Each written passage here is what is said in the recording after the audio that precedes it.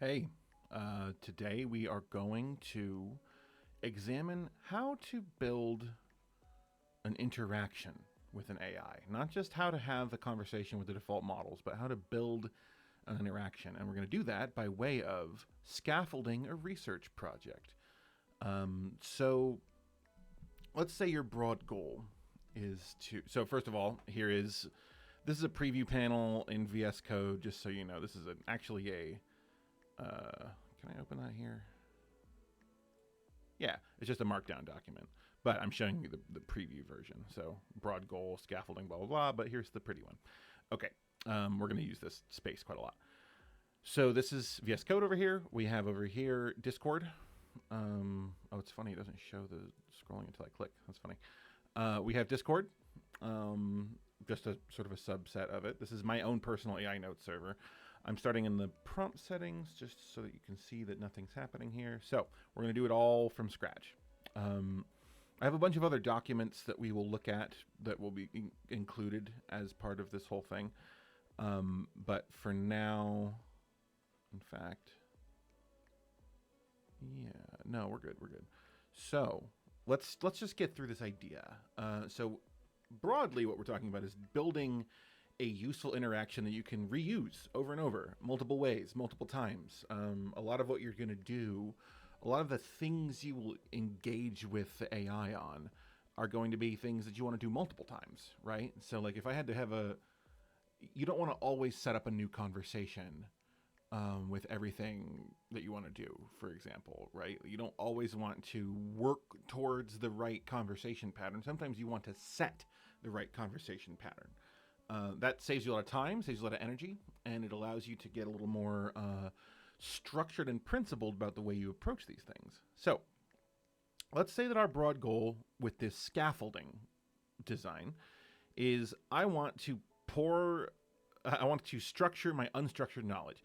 I want to start converting a super generic outline for a research paper into a more detailed outline for my specific project based on the loose knowledge base that I have been building up over time, right? So this is set up for a scenario where you have been looking into things, you've been documenting what you've been finding, you've been writing about it, you've been doing work, you've been doing analysis maybe, you've got a lot of notes, you've got a lot of citations, you've got partial bibliographies, you've got anything that you've been doing, right?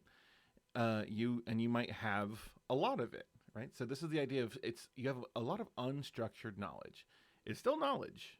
Everything that you've looked at in this exploration phase of your project is useful. Not every single word, but everything you've done is part of you exploring the knowledge space and pulling things in to the project. So if your goal is to now start working on an outcome, some kind of deliverable, we could say, that's the idea of giving it structure, typically.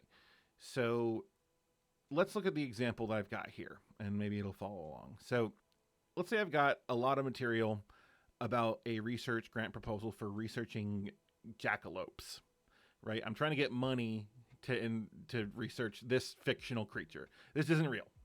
You may not know that. It's a local folklore kind of thing. I think it's sort of a Midwestern vibe.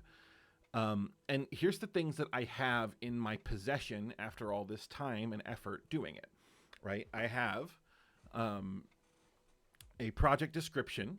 So it's something I've been working on keeping as like the quick pitch so that we can give overarching structure of what we're trying to do with our project.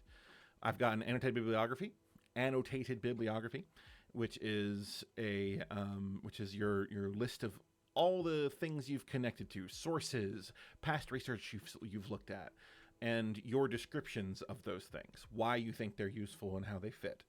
Work logs, so things that I've done and have occurred in my work efforts, maybe reflections, maybe my own daily recaps, my journal on what I've been doing, right? Now, is that going to be directly relevant to every word of the paper? Not necessarily, but it's good context for working with the AI, right? You are trying to give the AI, you're trying to get the AI up to speed with everything you have already done, right?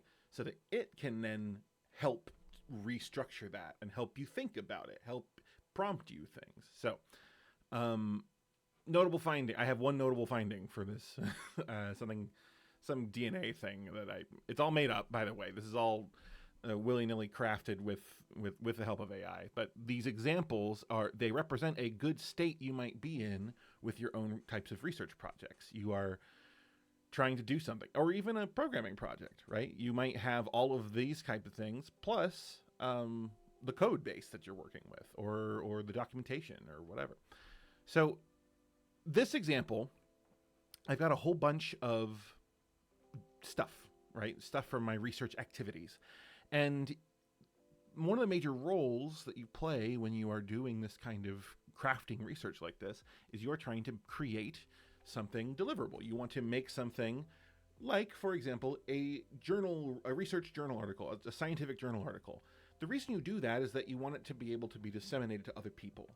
You want it to be able to be used in the future. So what you're trying to do is build into that useful structure that people know and understand, and then you could submit to journals or whatever, right?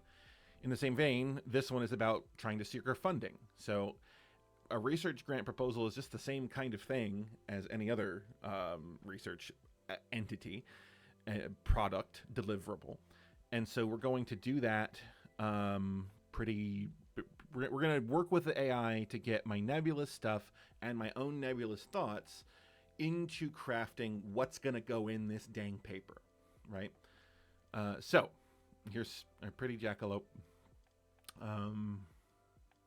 What we're doing here. So I just wanted to give you this little rundown of what is this? What is this task that we're doing? We are taking unstructured collection of relevant information from your knowledge base, which you can define however you want, but typically a project grows from a knowledge base. You have some kind of question or curiosity that you're exploring, and you are growing your knowledge from there. And now we're using AI to help slot it into prescribed structures that are known outside of your loosey-goosey research process. So this is just like the images are a little funky. This is just a quick, oh my God, it's so frustrating. I mean, you just switch to a different viewer. We'll see. So this here is detailed so this is the idea, right? This is your knowledge base. You have all this kind of loose, unstructured stuff, which is things like annotated bibliography, work logs, findings, etc. And then you have an AI conversation with the system, you and the system, wherein useful things will happen. It will ask you questions. It will give suggestions based on your own work and things it knows about producing this kind of research or producing this kind of, fitting this kind of outline, right? So for a grant proposal, for example, I've done a lot of science in my life. I haven't secured that many grants. So there's a lot of nuances about what should you be doing here that I'm going to benefit from because the robot has eaten 10 billion grant proposals, right? So it's going to ask questions, useful questions, or you can ask questions.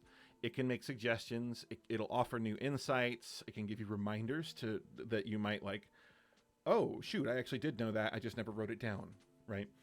And just overall having discussion about your research topic is productive usually. All of this random stuff will happen throughout the process of you and the AI working to, here is this codified structure, working to get the ideas from what you've got going around here slotted into the right places, right? Help you fill this out by way of an outline, right? So taking the outline as it exists and then filling in your detailed bullets as you go. Think of it as helping you rapidly achieve pouring your existing fluid knowledge into a crystallized structure. That's how I've envisioned this a lot, and that's how I get so much out of this, is recognizing that the crystalline structure isn't special unto itself. The research project is special. The knowledge base that you have grown is special. It's you trying to fit that into a prescribed structure that is a great deal of labor, and this thing's here to help you do that. Straight from fluid to crystal. So, now this is a quick thing for the sake of argument. couldn't I just do this myself? Why do I need an AI for this? And of course you could do this yourself. In fact, you should do this yourself, not all the time, but you should have a good grasp of how to do this, right? How am I going to write this paper? Truth be told, when it boils down to it, it's kind of just about expressing yourself in words and doing that in a good order. That's a little reductive. That's not exactly how I wrote my dissertation, but that's still kind of how it goes, right? And so when you just sit down to do this on your own, the reasons people get stuck and not sure where to go, or they start walking in the wrong directions, or say they try to write the entire paper linearly top to bottom, which is a bad idea. Don't ever do that. You don't know what the introduction should have in it at all until you finish the rest of the paper. That's insane. But this is what I'm talking about. These are the nuances of doing this process that it would be really good to have guidance for. So you don't have to know everything off the top of your head when you're using an AI interaction like this.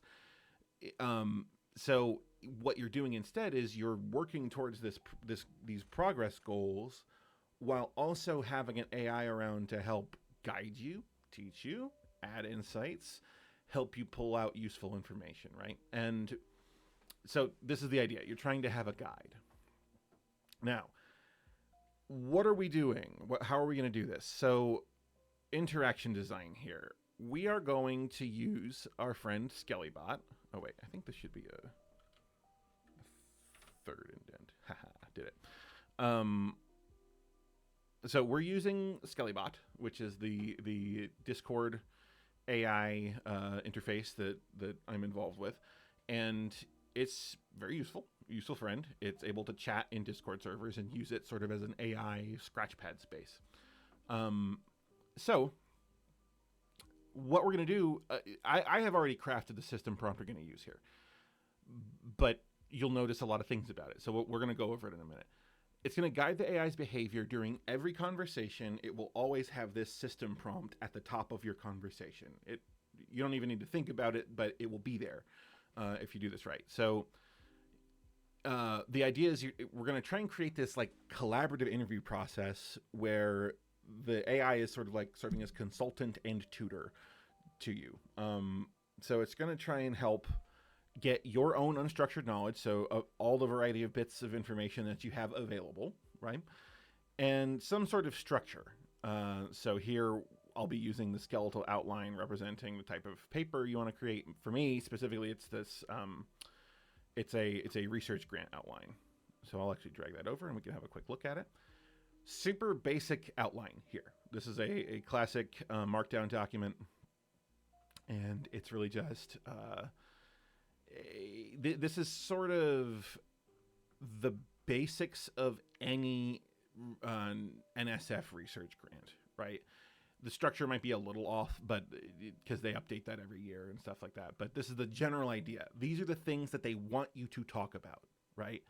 Your project summary should have some of these important bits, like what's the intellectual merit of the project? Why would this be worth doing?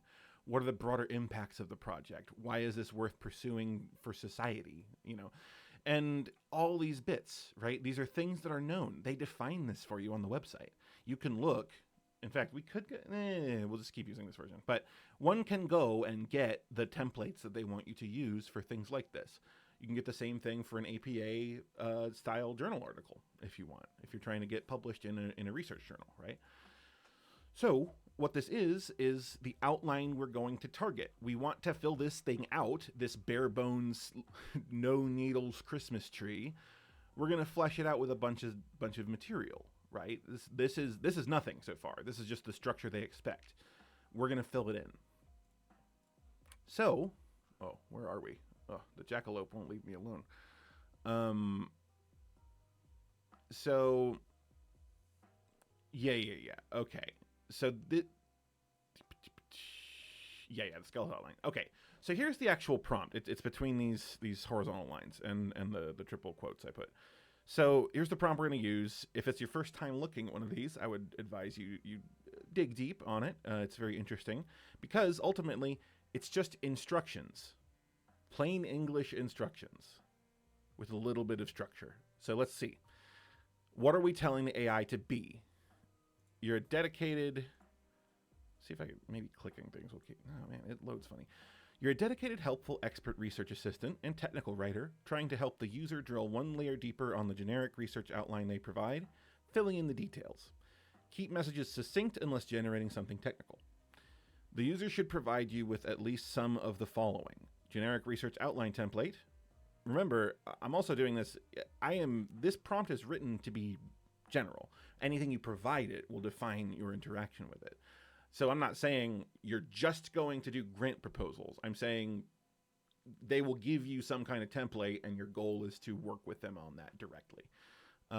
So this thing will indicate what we're trying to write, and then options here. You'll provide project description, notable findings, etc.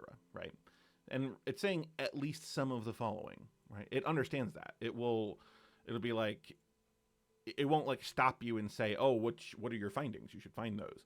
It'll just be like, okay, let's start. So now the idea is to guide the user through the process of appending relevant detailed bullets to the existing structure of the generic outline, one section at a time. The user can select where to begin, or you can suggest one based on where they seem to have the most relevant information. Remember, at this point, at the point of it having, of you getting to this part of the conversation that it's being primed about here, it will have read every document that you throw into the context. It will have it all. So it will be able to weigh in and say, hey, actually, you have a lot of good findings for the most likely, I don't know, actually, I don't have it. Feasibility, maybe? I'm not sure. We'll see when we do it. Oh, wait. I don't want the project outline. That's funny.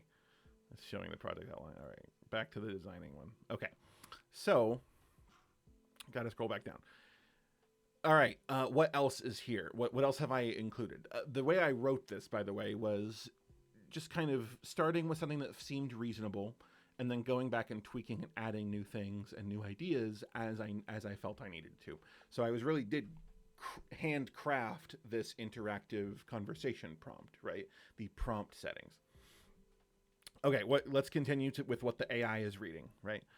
Quick check on where we're at. Yeah, cool. So, no, stop it. Okay.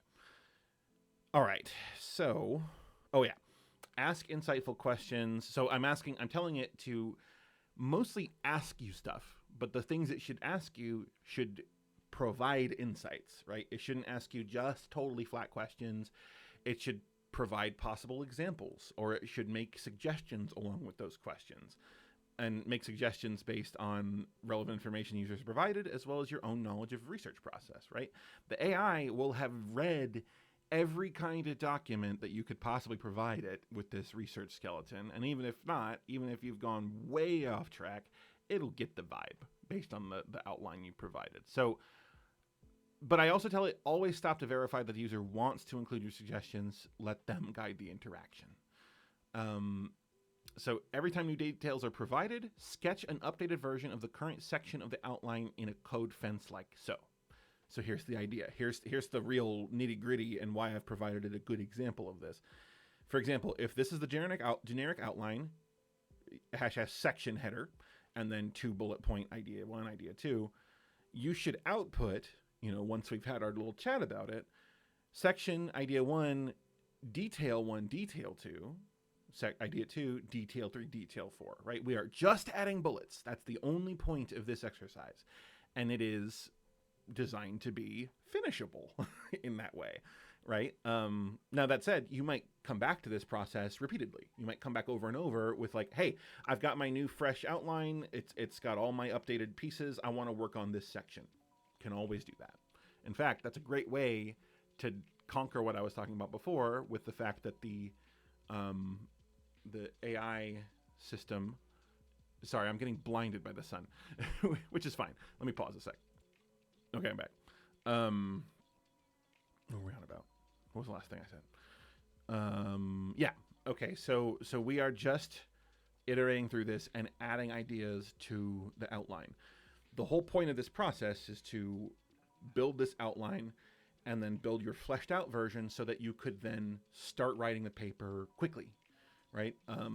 You will be able to, you are kind of short-circuiting all the hemming and hawing over, oh, how should I structure this? Oh, where should this go? Oh, when should I start this section? And just turning it into a massive to-do list. If every one of these bullets becomes a paragraph, you'd be surprised how quickly you've written an entire paper, right? So, continuing this way, letting the user guide the interaction. So I reiterate that a little bit. It's useful to do that sometimes. But keeping things moving with open-ended questions and suggestions. Ask the user to inspect each update carefully before moving on or making edits. And when they're satisfied with a section, encourage them to copy it out. I'm telling it to remind you to do progress capture. Like if you think a section is good, save it somewhere. Don't let it just sit here in the AI conversation and vanish to history, right? So here's the instructions for the exercise. That is the prompt. This whole thing here, I'll go over to this version of it. This is our system prompt. And just this text is what will be preloaded before your actual conversation information is appended when you have the conversations with AI. So this defines the kind of conversation you're going to have. And this makes it so that you now can paste this in one place and have infinite conversations with the system based on this prompt, right? So, exercise instructions. Here's what we're going to do. Here's what you're going to do. I won't read these individually. The instructions are for you or whoever is doing this exercise, right? But, okay, so now I'm prompting you, right? I prompted the AI first, now I prompt you. What are you supposed to do? I'm going to go over these larger areas. In fact, let's go back to assuming it's not completely messing with me forever. So, gathering materials. What are the three kinds of materials we're going to gather? We have our outline template, right? That's important. That's the structure we're trying to build. And we have our, I'll look later. We also have, let's go over the materials, right? So we have this project description. It's a jackalope study. And we have a lot of these sort of overall ideas. Like, what's the aim of this study? To investigate the existence of the jackalope, blending mythology with science, right? How long do I expect to be doing this? 3 years, right? Methodologies. What do I intend to be doing, right? So this is the general description of your project so that we can set the broad boundaries of what the heck are we even doing, right? Because if I just said, let's write a grant about jackalopes, it would probably just jump into, well, we're writing a mythology grant, huh? Well, it's going to be hard to find money for, but let's go. Instead, I'm saying, no, this is a scientific investigation of the possibility of a jackalope species, blah, blah, blah. Still very stupid. They don't exist. But this might as well be, this guy right here might as well be a unicorn. It's not real. It's all fake. So, project description. Methodology. We're talking about preliminary evidence. I found velvet horn sheddings. I found unique droppings, whatever the heck. This is all stuff this is the way you would quickly describe your project to someone, right? We also have a completely false but real, extant, annotated bibliography. Here's 5 entries with their executive summaries of why we think they're useful. You might notice that the names are all faked. Hare and Antler, Legend and Folk, Mystic and Quester. That's silly. But they're all like different, right? So it's research on genetic anomalies, mythical fauna of the Midwest, a guide there. Ecosystems, myth and shaping environments, camera traps and cryptozoology, so like a methods type paper, right? Again, this is material that this fictional person trying to get paid to research jackalopes, this is the result of their mining literature, for their mining sources for useful stuff. These are the kinds of descriptions that we will give ourselves to help, help us figure out where are we going to put this in our paper? How is this going to be useful for our paper? Guess who really needs to know that? You, also the AI. Are you seeing the vibe here? Everything that you do for yourself as progress capture, as keeping your useful information kind of in one place, you are also doing for the AI when it comes time to work with it. You can provide all of that context, all of your research knowledge context can go in there. Let's do a couple more. I also have this falsified work log.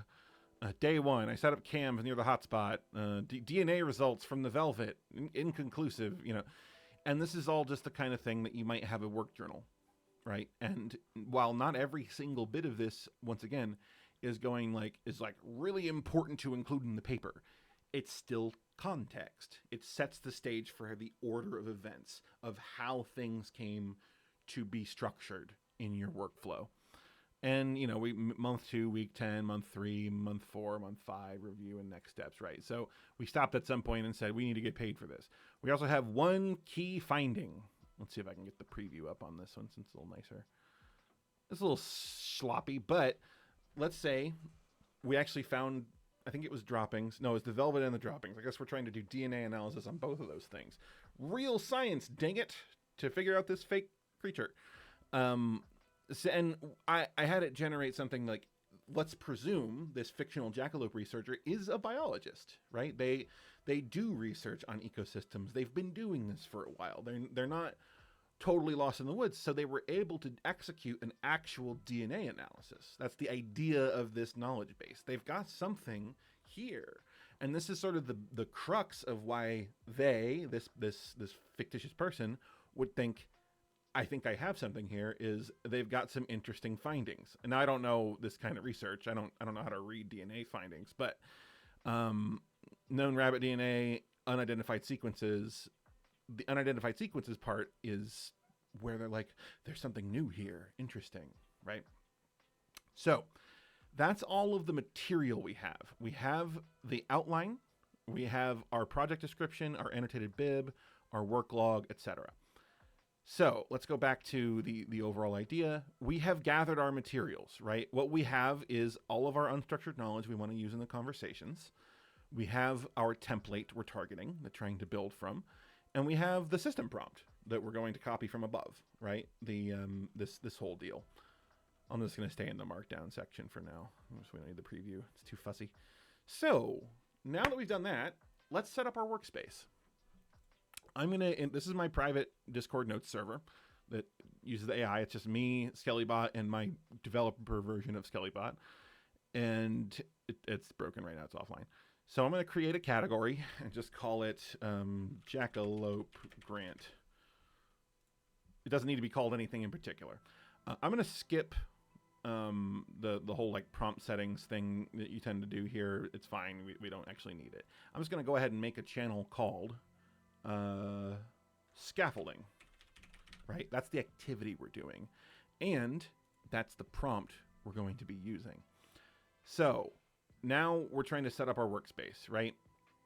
If we're using Skellybot, we make a new channel and I called it Scaffolding, right? Okay, great. So now load the prompt up. I'm going to copy paste it as a new message in the Scaffolding channel. Let's go get it. Let's get this whole prompt text. So we are telling the AI who it is inside this channel. Whenever we're going to make a chat in here, this is who it is. The way we do this is we paste it. So now there's just this message in here, right? Remember that we're going to be creating threads within this channel. Now, the way that you make a message within the channel be contextualized for everything is this. So let me prove it too. I'm going to do a chat right now. Howdy. And we'll look at what it says. Howdy, what can I do for you today? Great. It did a basic, it said hello. I'm going to delete that thread forever. Goodbye. I'm going to delete this message forever. I'm going to delete this message forever. Just cleaning up.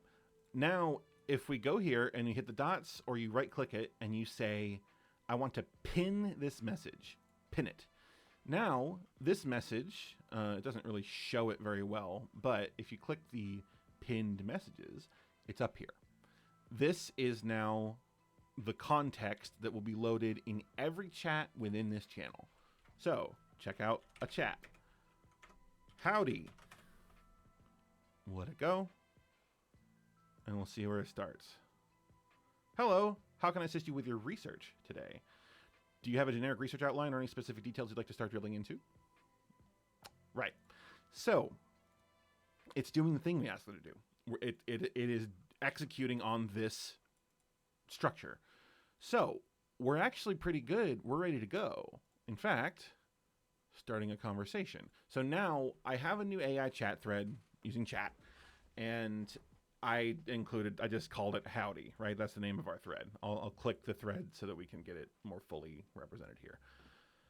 So now, we can put whatever you want for the text.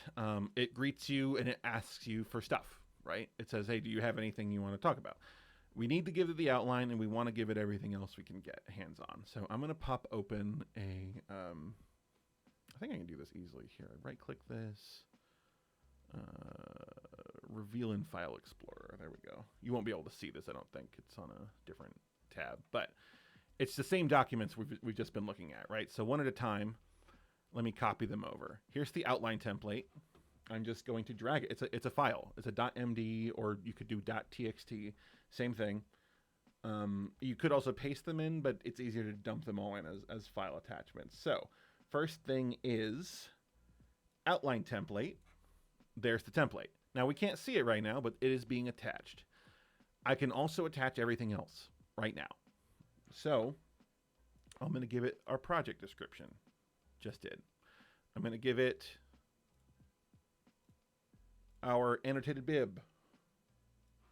Attaching that now. I'm going to give it our work log. I'm going to attach our work log. I'm going to give it our key finding, which is just a single table.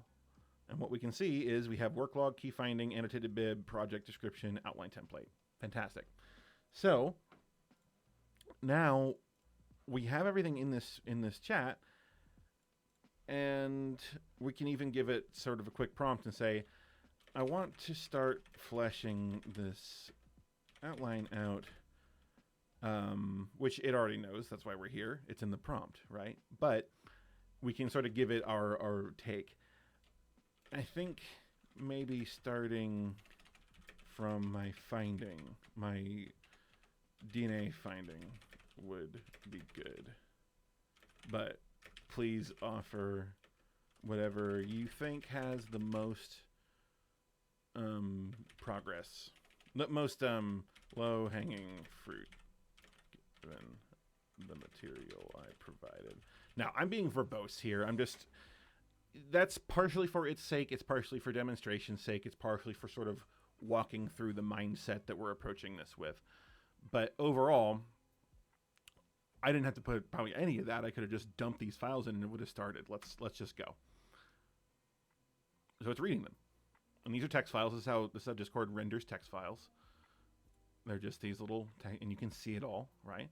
Great. Starting with your DNA finding seems like a solid choice, as it provides concrete evidence that can be explored in various sections of your research outline.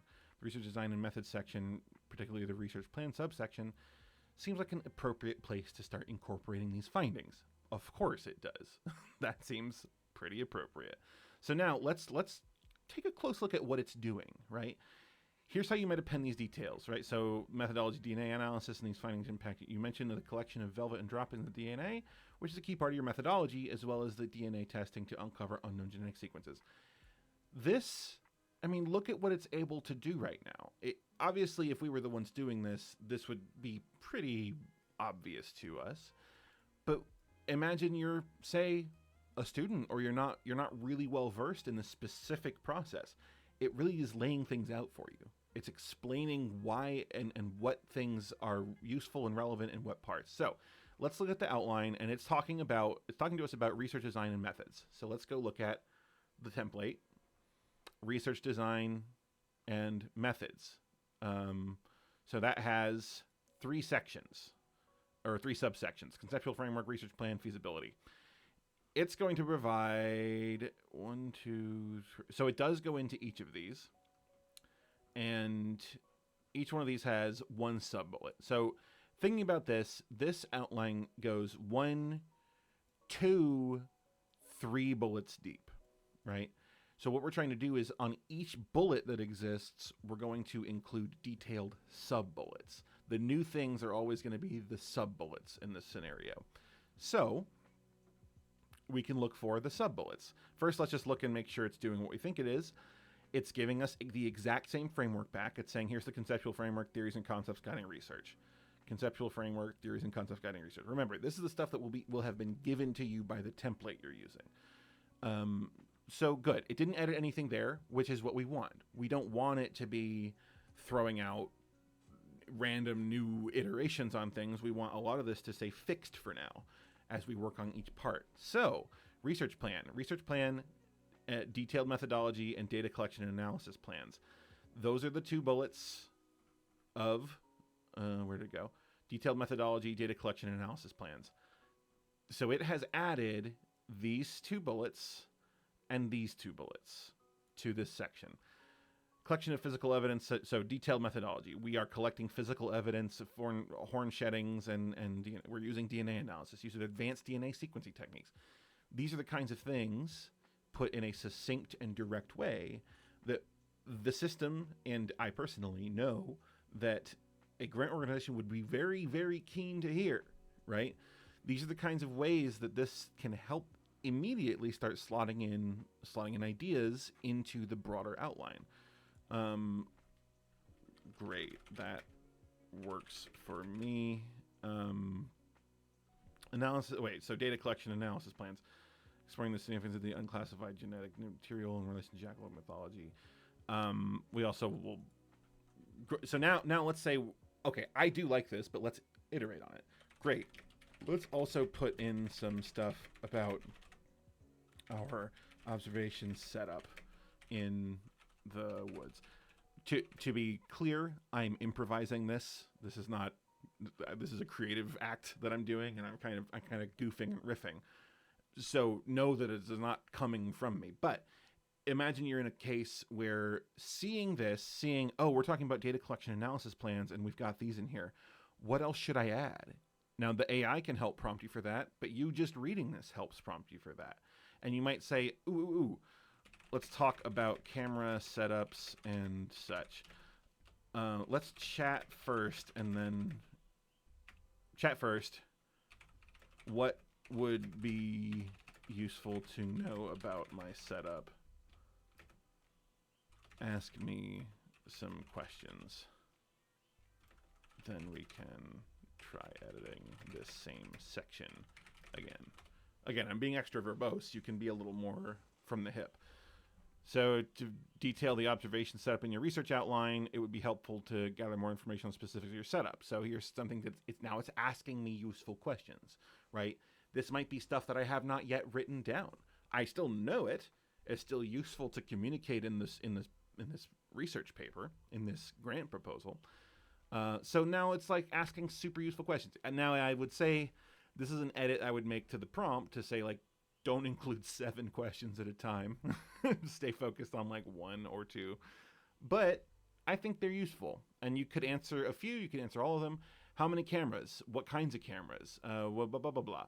Right? And now some of this might be too detailed for a specific bullet. But again, what you can do is, now that you have this stuff worked out, you can answer these questions. You can continue on. You can dig in and say, I have 3 Nokia phones I set up with a big battery, nothing else. Just include that as a bullet and we can move on.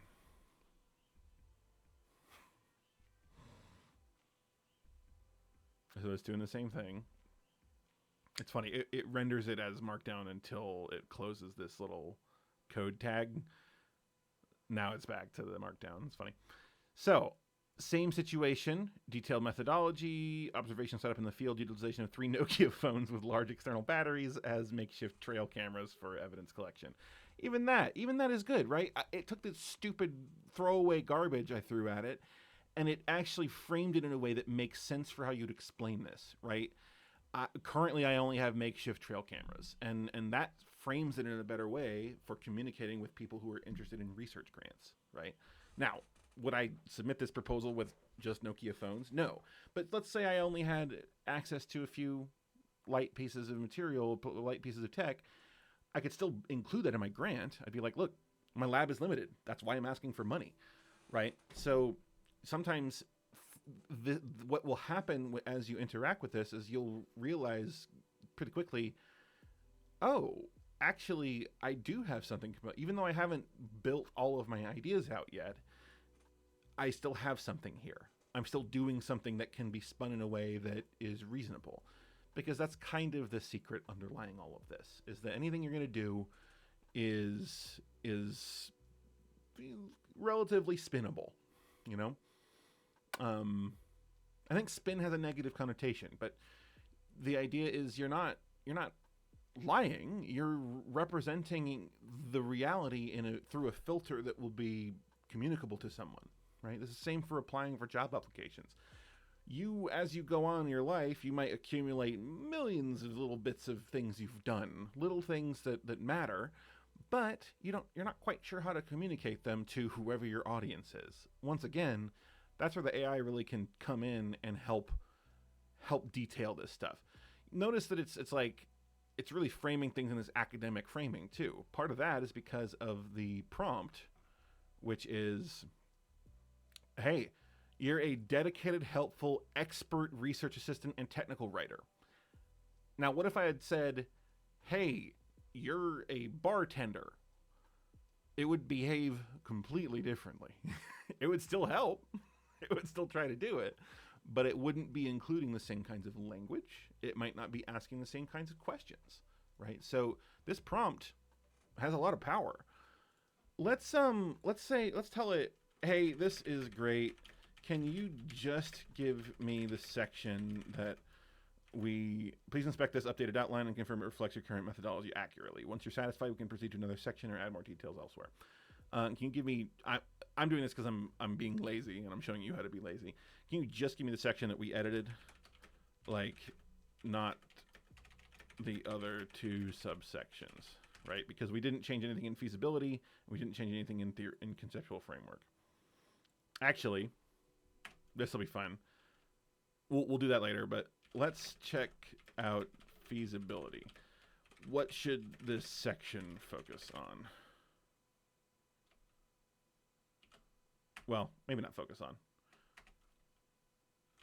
Any suggestions as to what the section wants? I don't know. And now it's explaining a little bit about the feasibility section. Demonstrate that your project is practical and achievable. It should address potential challenges. Here's some aspects you can consider including, right? So it knows what we've done, and it's trying to include aspects that are useful. So previous successful use of the equipment or methods you're employing, which we kind of had. Let's see if it mentions the DNA. Okay, risks and mitigation strategies, right? That's powerful too.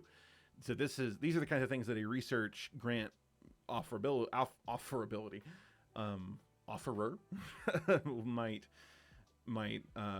want, right? They want you to show that what you're proposing is possible, and that you're aware of what the risks and errors and pitfalls and stuff could be. Unpredictability of wildlife and adapting research methods accordingly. Technical issues with equipment. So it's kind of funny that it didn't even mention, like, everyone knows that jackalopes aren't real. But it's taking it seriously, right? And so the premise of this research proposal is that it does take it seriously. This person in this fictional world found some droppings with some weird DNA in it. That's pretty straightforward, right? So what does it say we should use? Oh no, we got split. That's okay. We'll expand this and just look at the feasibility section. So what does it say in the feasibility? Feasibility section had 2 bullet points before. Let's examine them and see if we think they look good. Evidence that the proposed work is feasible. Adaptation of readily available consumer tech. Hey, we're taking that weakness and turning it into a strength as we continue through this process. Hey man, the Nokia phones got it. I have some field research successfully done with Nokia phones, right? findings, the unique DNA sequences, right, suggest high potential for significant discoveries. Now, even if we don't discover the jackalope, we might discover some other biological entity, right? So, look how it's going, right? We're very quickly making very informed and very informative progress on a section of this paper. And again, the main focus of what we're doing here is to remind you that this is you putting mostly your knowledge into a specific structure. Now, are there going to be things that it's like, oh, it actually provided a lot of this idea for me? Certainly. But that's why you are stopping it every step of the way, and you are making sure, do I like what it included or not? I am trying to just get my own information in there, so maybe I should focus on only my own stuff. And you can just communicate that. You can say, okay, wait, let's go back. Now, I like this so far. Great. Can you give me the section we've edited so far? Just those exact subsections, none of the rest, please. Code fence, I'll throw in there just to make sure it doesn't. Remember that Skellybot, even though this is split across two messages, it sees them all as one like piece of text, like normal. So, research design methods, so research plan, feasibility, right. These are the two sections that we just edited. Come on, baby, finish it up. No, you got split. Oh, I'm so sad. I'm going to create a channel real quick called Progress Capture, like we do. And, oops, and I'm going to go and say, expand this. And we're going to take this text. I'll even include the code fence. It's nice and clean. And we're just going to plop it somewhere, right? So once we're completely void of content, subheadings and bullet points for how to write a research grant proposal, we now have a bunch of our own information that's there ready to help us start writing these sections. Now I could say, oh, okay, so here's the detailed methodology section. Now that we know what we're talking about, we could pretty much write this entire section, right? I know everything that I want to include in there, so I could write this part of the paper. Maybe not yet. Maybe wait until we've fleshed out more and more of the outline. But you're seeing how what used to be this very, very... Yeah, all the way... Oh, wait, where is it? It's in the scaffolding. Yeah. No. It's in the chat with the research outline. So, expand. What used to just be this section has now been expanded into this section. And based primarily on stuff that we have personally included. Things that were unveiled during the conversation with the AI. Things that we arrived at by chat, by way of further insights, by way of providing our big pile of loose data that we included. You know, all this stuff contributes to this whole idea of pouring your loose, fluid knowledge into the structure. Now, a great thing about this is that, something important to know is that when conversations can go too long with AI, the more and more that you fill up of the context window, the more it can start to get a little confused. Like, you might have said, oh, let's brainstorm 3 options for this, and all of those options are now kind of still floating around, even if you only chose one. So this is why progress capture is so useful. You can now restart this process by, you can include all of this in the outline, or you can say, I'm going to restart this process, but we're not going to talk about the research design methods and feasibility stuff at all. Whatever you want to do, right? This becomes another piece of your unstructured information pile, except now it's a little more structured. So you can work on this. This can gradually expand into the entire outline for your document. And then the last thought I leave you with here, oops, I made it small. I don't want to make it small. Okay, let me, we'll step back through this real quick as a recap. But you could now adapt this scaffolding prompt and have it, instead of trying to just help you fill out bullets, You can have it try and help you start writing sections. And again, the focus is on you and it working together to get things produced out of your own research knowledge. This is to augment your reach with your hands, not to replace you as the author, right? Now, it's a little bit mixed up there because it's also going to be helping you learn this stuff. It's going to be teaching you stuff along the way. It's going to do a little tutoring as it helps you understand what you're doing. It's going to be your guide once again. So yes, it is contributing to the process. It is providing unique insights that you would not have had.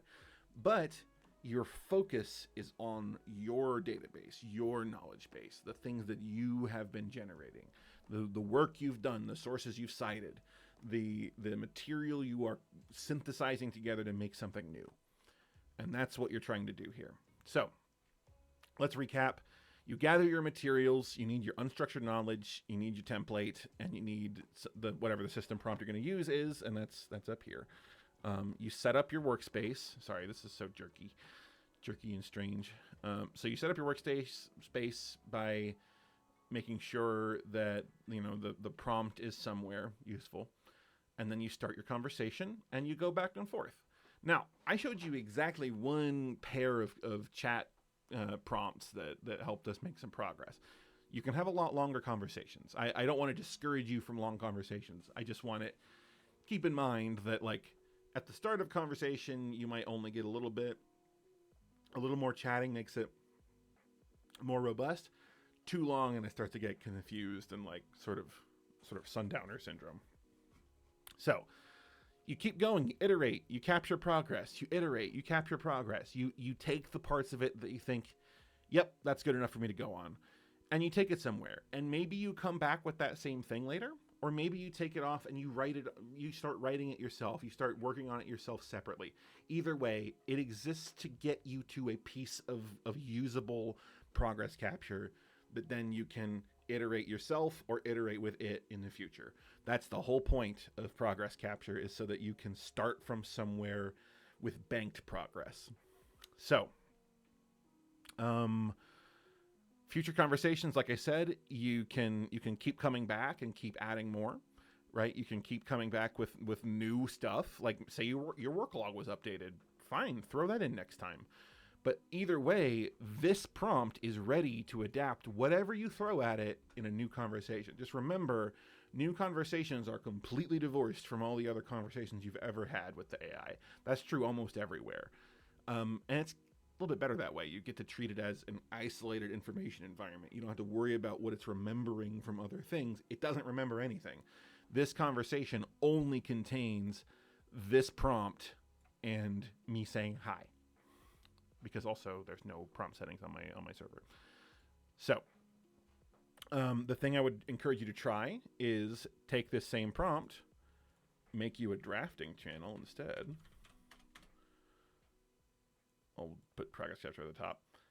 And now you could take the same prompt and edit it, tweak it, until it gives you good behavior for writing pieces of prose instead. And again, focus on one at a time. One of the main things that people overdo with AI systems is they try and get it to do it all at once. The classic, like, I don't want to think about this, print my homework for me, mommy button. And that's not what you're trying to do, right? You are trying to focus on one or two paragraphs at a time. You're trying to focus on one or two bullet points at a time. You are trying to focus stuff that you've already done into these shapes. This is a tractable little task, right? You benefit greatly from the AI's insights and help, but it's a task that makes sense. It's closed form. Focus on those kinds of tasks for these kinds of activities with AI, and you can make incremental progress pretty quickly. Yeah, and that's it. I think that sets you up for the idea of using of crafting a conversation, prompt settings, system prompt template to use for having lots of conversations that are productive and useful, and you can get progress out the other end. So that's that, and great. Take care, and I wish you much fun messing around with Skellybot and AI in general. Hope this helps ease a little bit of your cognitive burden. All right. Take care.